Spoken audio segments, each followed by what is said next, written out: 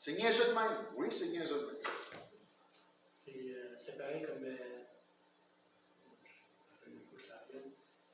en réalité, les péchés de l'Ancien Testament, par le sacrifice, étaient couverts. Oui. Comme on l'appelait.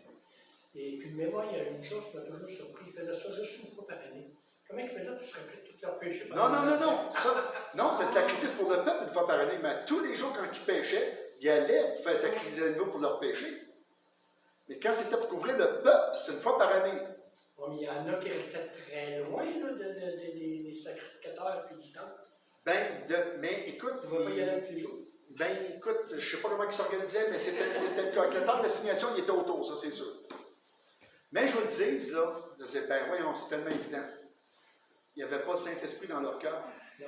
Ah, j'y pense. Donc, ils ne pouvaient pas développer la conscience comment mauvais est le péché. Paul va dire que sans la loi, il n'aurait pas connu qu'il était pécheur. Mais par la loi, il sait qu'il est pécheur. Mais la conscience du péché, là, il y a une différence entre avoir conscience et savoir.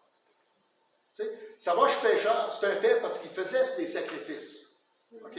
Mais conscience du péché, comment que c'est quelqu'un d'autre qui paye à ta place, puis comment que c'est laid, que tu devrais éviter de pécher dans ta vie, ça, il y a une personne qui peut nous rendre conscients comme ça, c'est le Saint-Esprit. Et le Saint-Esprit est dans le cœur de qui? De l'Église. Pas dans l'Ancien Testament. Dans l'Ancien Testament, le Saint-Esprit n'était pas dans le cœur de personne. Il reposait sur les hommes fonction. Il reposait sur le roi, pas dans son cœur. Sur le sacrificateur, pas dans son cœur. Le souverain sacrificateur passant. OK? Il reposait sur le prophète, pas dans le cœur du prophète. Donc, il suivait l'ordonnance, mais il ne pouvait pas développer une conscience du péché comme en laid effrayable, et effrayable, c'est une nouveau pendu, effrayant et laid et mauvais qu'est le péché dans la vie de quelqu'un. Parce que le Saint-Esprit arrive seulement où? Dans le cœur des croyants du Nouveau Testament. Où Joël a prophétisé qu'en les derniers jours, le Saint-Esprit serait sur tous les croyants. C'est pour ça que Paul dit aussi que la connaissance du péché est venue avec la loi. Oui, la connaissance du péché. Avant la loi, Non. le monde ne savait pas qu'il était péché, comme le mot péché comme tel. Non, mais il savait que s'il faisait mal, mais il n'y avait rien pour les accuser. C'est ça. Il dit, on péchait, mais on n'avait rien pour nous accuser. Et la loi était le pédagogue qui nous a montré qu'on était pécheurs. Mais avoir la conscience de péché, c'est non pas le manche. Quand je parle de la conscience, c'est que quand je fais ça, il y a des conséquences. Ça va être lié dans la vie de la personne parce que je fais quelque chose contre elle. Regardez, des gens de ce monde qui ne sont pas nés de nouveau, OK? Ben, ils font des achats compulsifs. Ils arrivent à la maison, puis on fait plein d'achats compulsifs, puis il ne reste plus rien de manger aux enfants. Alors, il va dire, regarde, oui, on n'a pas grand-chose à manger, mais regarde le nouveau PC capital que j'ai acheté, regarde la nouvelle voiture qu'on s'est achetée, regarde, on va pouvoir sortir, on va pouvoir voyager. Tu sais? Ça, là, il est conscient que quelque part, c'est mal, mais il n'a pas la conscience. Il sait que c'est mal, mais la conscience du péché, c'est le Saint-Esprit qui nous révèle. Tu sais, le Saint-Esprit nous révèle trois choses principales. Péché. Le péché, la justice et le jugement. Okay? Ça nous rend conscients vraiment les effets du péché. Mais sans le Saint-Esprit, c'est pour ça qu'on voit tellement de gens dans ce monde qui font des décisions personnelles, puis on est à l'heure actuelle, à la fin des temps, on vit chacun mis dans sa fenêtre. C'est pas grave, puis écoute, on s'organisera ailleurs, tu sais. Combien d'histoires d'horreur qu'on entend qui se passent dans les familles, puis on dit, ben voyons donc comment, comprenons qu'avant qu'on n'avait pas le Saint-Esprit, on faisait la même affaire. Parce qu'on savait que c'était péché, mais on n'avait pas la conscience des faits du péché. C'est le Saint-Esprit qui nous révèle ça. C'est ça qui fait la nouvelle naissance. C'est qu'est-ce qui fait qu'on est une nouvelle créature? C'est qu'on se met à penser comme Dieu, à raisonner comme Dieu et à agir comme Dieu. Vous voyez la différence entre être conscient, en connaissant le péché. Je sais que ça c'est péché, on me l'a toujours dit. Je le fais pareil parce que dans le fond, c'est pas moi qui... On ne sent pas de rebound sur nous autres, les conséquences. C'est combien qu'on voit d'enfants battus, puis que les pères prennent l'enfant, puis je t'aime, puis ils vont le battre 2 heures après. Non, s'ils savaient là, que de battre l'enfant, ça ne l'instruit pas, ça ne l'aide pas, ben, pourquoi qu'il est capable de faire ça? Il pleure pareil. Mais pourquoi, tu sais? Qu'est-ce qu'on fait avec les vendeurs de drogue qui ont des familles et des enfants, puis vendent de la drogue aux enfants? Pourquoi sont-ils capables de le faire? parce qu'ils n'ont pas le Saint-Esprit qui leur révèle que vendre la drogue, ça détruit la vie des enfants. Voyez, tu sais, il dirait, par le Saint-Esprit, il va arrêter d'en vendre. Pourquoi? Il va découvrir que, hey, c'est pas de ramener de l'argent à la maison pour prendre soin de ma famille, ça. Je te pourrais détruire tout le monde. Pour avoir de l'argent plus dans les poches. Voyez la différence? Il sait que c'est mal, parce que la loi dit, regarde, tu vends de la drogue, tu es un bandit. Il est prêt à faire de la prison. Mais quand tu parles avec eux autres, là, moi j'ai parlé avec des Hells Angels, puis je sais que ça risque d'être public, là, mais je parlais avec des Hells Angels, puis écoute, ils m'ont dit, ben on a des pères de famille, nous autres qui ont des enfants, puis on aime nos enfants comme tout le monde. Ouais, mais vous allez contre les lois, puis vous vendez des choses, vous faites des choses qui apportent du mal dans les familles. Mais sans le Saint-Esprit, il ne peut pas te comprendre. C'est le Saint-Esprit qui fait toute la différence.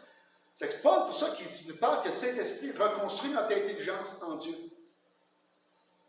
Parce que la loi nous dit qu'on est pécheur. Sans la loi, je ne savais pas que j'étais un pécheur, je me sentais mal.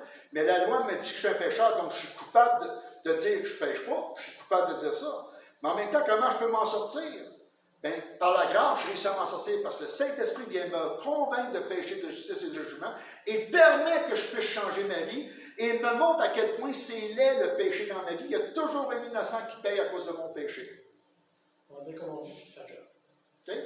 Alors, à partir de là, mais j'ai bien amusé avec les chrétiens qui disent, ben, moi, le Saint-Esprit ne m'a pas parlé assez fort. moi, je répondrais, c'est peut-être parce que tu n'as pas assez lu ta Bible. Lis la Bible. Le Saint-Esprit utilise la Bible pour nous convaincre de péché, de justice et de jugement. Je ne veux pas décourager personne. Ceux qui écoutez, comprenez bien que je préfère. C'est que l'alliance, Dieu est conscient de ce qu'il fait. Nous, il fait une alliance pour que des gens l'acceptent, deviennent conscients de ce que Dieu fait et comment il nous rend conscients de ce qu'on doit faire aussi. Sinon, il n'y a pas d'alliance. C'est de l'esclavage pur et simple. Et Dieu ne veut pas des esclaves dans ce sens-là. C'est pour ça que je vous disais, la différence entre l'Ancien Testament, qui faisait des sacrifices, qui croyait que les sacrifices avaient la différence, mais ils ne pouvaient pas faire face à toute la compréhension de comment l'est le péché dans leur vie, parce qu'il n'y avait pas de Saint-Esprit. Donc, ils faisaient la chose mécaniquement. David est plus près du cœur de Dieu, donc il comprend un peu plus l'effet de son péché, mais on voit en même temps que ça n'a pas trop dérangé d'avoir fait tuerie pour masquer son péché avec Bathsheba. Alors, on voit que l'Esprit Saint repose sur lui, mais pas dans son cœur. S'il arrêtait dans son cœur, littéralement dans son cœur, comme dans le Nouveau Testament, c'est un concept du Nouveau Testament, le Saint-Esprit dans le cœur, pas dans l'Ancien Testament. Jamais tu vois que l'Esprit Saint est dans le cœur. Et sur les personnes fonctionnent, qui dirigent Israël, mais pas dans le cœur de personne. Mais la différence, c'est que le Saint-Esprit va nous montrer à quel point c'est le péché. Puis, est-ce qu'on peut s'endurcir? Oui. On peut s'habituer à pécher, à faire des choses qui sont contre Dieu, qui n'est pas nommé dans la liste de péchés, mais qui est contre Dieu pareil. Parce que nous, on a défini le péché par des mots, quand en réalité, le péché, c'est le mot péché, en grec, veut dire manquer la cible de Dieu. Donc, il y a beaucoup plus de péchés que l'on fait, que l'on croit. Nous, si on s'arrête juste à la liste des péchés, bien on dit, moi, tout ça, je le fais. On va être comme le jeune homme riche, j'ai tout fait ce qui m'a été demandé de faire. T'sais? Non. C'est à la rigueur, c'est de voir quelqu'un qui échappe à 5 piastres. Tu es à 20 pieds en arrière, puis le temps que tu arrives, tu ramasses 5 piastres, il a tourné le coin de rue, là. Ben, tu es dans le fond. Il est à moi, je l'ai trouvé. Non, tu pêches parce que tu l'as vu le gars. Pourquoi tu ne prends pas 5 piastres, tu cours pas après? Tu n'essaies pas autant possible de le rejoindre pour dire que tu as perdu 5 piastres. Et si tu as fait tous ces efforts-là, puis il a disparu, garde-les pour toi. Vous comprenez ce que je veux dire? Parce que le Saint-Esprit nous dit que voler, ça va jusque-là. Tu sais? Qui vole un bœuf, qu'un œuf vole un bœuf, hein? Oui. L'expression. C'est, vous voyez comment le Saint-Esprit nous emmène très loin dans le concept du péché. Parfois, les gens vont dire, je ne suis pas péché par tout ce que je fais. Demandez au Seigneur à voir. Ce que tu fais, ça l'éloigne de lui, c'est péché. C'est tout. Parce que ça faisait manquer de but. Alors, à partir de là, ben, tu dis, hey, on ne marchera plus, on ne fera plus rien. Non. Si tu laisses le Saint-Esprit renouveler ton intelligence, tu vas comprendre l'effet de faire ça. Ça devient mauvais dans ta vie, dans celle des autres. et tu te repens, puis après tu te reprends. Tu cesses de le faire autant que possible, tu te débarrasses de ça. Je ne pensais pas parler de ça, mais je pense... Deuxième petite leçon. J'espère que vous avez apprécié la question courte, mais la réponse longue du pasteur Leroux tout le temps. Non? D'autres questions, n'ayez pas peur. Quelle personne tu as pris pour la première partie de l'Ancien Testament par rapport à Abraham et tout ça? C'était Adam. Parce que le mot, je me suis surpris parce que je ne m'en souviens pas de l'avoir déjà lu. C'est qu'Abraham a été fécond jusqu'à la fin. Il était quoi? Qu'Abraham était fécond jusqu'à la fin. Autrement dit, jusqu'à sa mort. Il a été fécond longtemps. C'est ça. Oui. Il y a eu d'autres enfants après ça. Ben oui, c'est ça. Il l'a rendu fécond jusqu'à sa mort. Ouais. Mais je veux dire, c'est pour ça que je ne me rappelle pas dans le second. Non, écoute, j'ai refait l'ordinateur, j'ai perdu le bagon. Parce que je sais qu'il l'a rendu fécond, ouais. mais jusqu'à la fin, je ne vais jamais. Infini. C'est marqué infini qui était marqué. Ouais, il faudrait retrouver ça. Là. C'est ça. Mais je ne peux pas te répondre parce que je ne peux pas vérifier le verset. Là. Mais infini, le repensé, c'est après comme Comme une des descendants. C'est ça, j'aurais raconté comme ça, Moi, non, pas la manière qu'il est écrit. Il faudrait vérifier. Essaye de le retrouver. Essaye de le Comme retrouver. j'ai Là. dit qu'il y avait des frères, ça a autrement dit. Oui, mais ça, c'est papa qui ait son premier enfant. Il l'a rendu fécond jusqu'à la fin. OK. Ça. Ah, ça, je ne sais pas. Ben, je vais essayer de faire des recherches. Y a-t-il d'autres questions? Mais ça compte, là, ses descendants. Ça compte pareil qu'on est des descendants d'Abraham. Nous, on n'est pas des descendants. Moi, je suis un bouchard, je ne suis jamais juif. Pas nous autres, mais il y en a des descendants. Bien oui, les Juifs aujourd'hui sont descendants d'Abraham et Dieu n'est pas contre ça. La seule affaire, c'est que il faut que les Juifs aujourd'hui se tournent vers le Seigneur Jésus et non pas vers Yahvé. On est dans cette époque où les gens, pour être sauvés, doivent se tourner vers Jésus pour être sauvés. Donc les Juifs aussi doivent se tourner vers Jésus pour être sauvés. Ils sont encore le peuple de Dieu, mais la provision du salut n'est plus au travers des sacrifices, n'est plus au travers de la pratique de la loi de l'Ancien Testament, est dans l'acceptation du calvaire que Jésus a vécu pour nous sauver.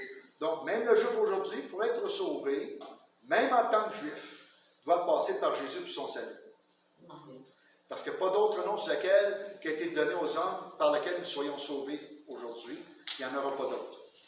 Parce que Jésus revient pour régner. Alors, si ça revient jusqu'à là, on va pencher nos têtes.